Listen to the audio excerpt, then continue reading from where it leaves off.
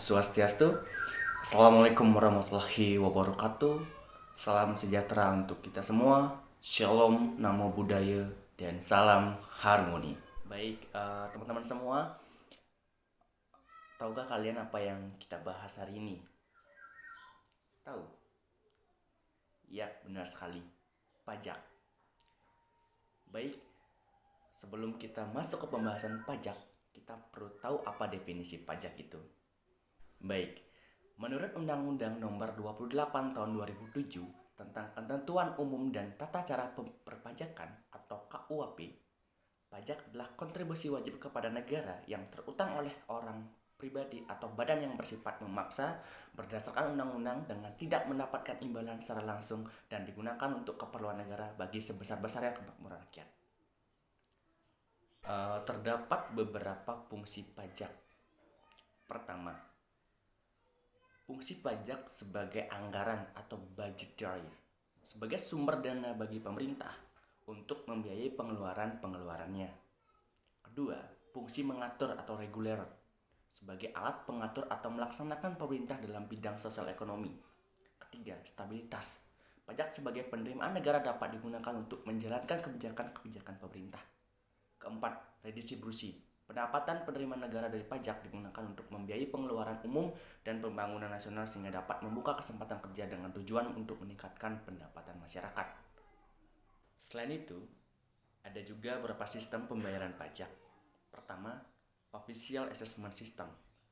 Official Assessment System adalah suatu sistem pemungutan yang memberi wewenang kepada pemerintah untuk menentukan besarnya pajak yang terutang oleh wajib pajak. Kedua, Self-Assessment System.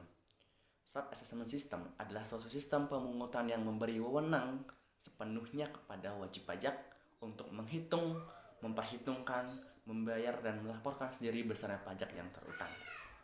Ketiga, Withholding System. Withholding System adalah suatu sistem pemungutan yang memberi wewenang kepada pihak ketiga untuk menentukan besarnya pajak yang terutang oleh wajib pajak. Di samping fungsi budgeter atau fungsi penerimaan di atas, pajak juga melaksanakan fungsi redistribusi, pendapatan dari masyarakat yang mempunyai kemampuan ekonomi yang lebih tinggi kepada masyarakat yang kemampuannya lebih rendah. Oleh karena itu, tingkat kepatuhan wajib pajak dalam melaksanakan kewajiban perpajakan secara baik dan benar merupakan syarat mutlak untuk tercapainya fungsi redistribusi pendapatan. Sehingga pada akhirnya, kesenjangan ekonomi dan sosial yang ada dalam masyarakat dapat dikurangi secara maksimal. Pajak tidak cukup hanya dimengerti, namun lebih dalam harus dipelajari dan dipahami secara komprehensif dari aspek hukum pajak, dasar pengenaan pajak, penetapan pajak, sengketa pajak, dan hak-hak wajib pajak. Selain untuk kesadaran pribadi, belajar pajak juga memberikan manfaat lain akan makna sebenarnya dari pajak, fungsi pajak, sanksi bagi pelanggar, dan semua yang berkaitan dengan perpajakan. Pajak merupakan sumber utama penerimaan negara. Tanpa pajak, sebagian besar kegiatan negara sulit untuk dapat dilaksanakan. Penggunaan uang pajak meliputi mulai dari belanja pegawai sampai dengan pembiayaan berbagai proyek pembangunan. Pembangunan sarana umum seperti jalan-jalan, jembatan, sekolah, rumah sakit atau puskesmas, kantor polisi dibiayai dengan menggunakan uang yang berasal dari pajak. Uang pajak juga digunakan untuk pembiayaan dalam rangka memberikan rasa aman bagi seluruh lapisan masyarakat. Setiap warga negara mulai saat dilahirkan sampai dengan meninggal dunia menikmati fasilitas atau pelayanan dari pemerintah yang semuanya dibiayai dengan uang yang berasal dari pajak.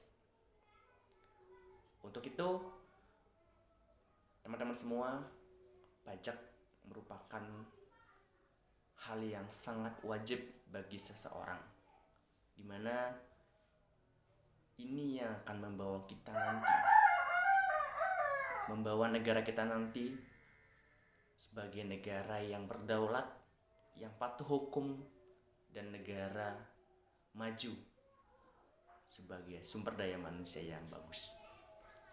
Ayo taat pajak, karena pajak mengantarkan Indonesia menuju maju.